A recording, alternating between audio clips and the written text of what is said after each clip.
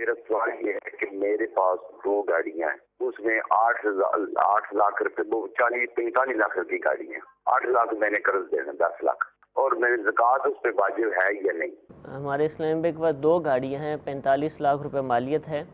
लेकिन 8 लाख रुपए कर्ज भी है इनके ऊपर, तो क्या अब भी ज़कात देनी होगी? देखिए, गाड़ियों पर मुतलकन तो ज़कात नहीं है, ठीक है। बल्कि अगर गाड़ी माल तिजारत है कि उसको बेचने के लिए ख़रीदा है, गाड़ियों का कारोबार है, या कारोबार नहीं है वैसे साइड बिज़नेस के तौर के ऊपर जो है वो कोई शख्स गाड़ियाँ जो है वो ख़रीद रहा है और इसलिए ख़रीद रहा है कि मैं इसको बेचूँगा, तो इस सूरत में तो ये गाड़ियाँ माल तिजारत हो जाएंगी और इन पर ज़कात लाजिम होगी। तो अब अगर जो है वो 45 लाख की गाड़ियाँ हैं और कर्ज़ा जो है वो 8 लाख है, तो 8 लाख माइनस करके बकिया कीमत के ऊपर जो है वो ज़कात अदा करेंगे, जबकि माल तिजारत हो। और अगर माल तिजारत नहीं है, अपने इस्तेमाल की है या अपनी कंपनी है उसके इस्तेमाल की है, लोडिंग गाड़ियाँ हैं,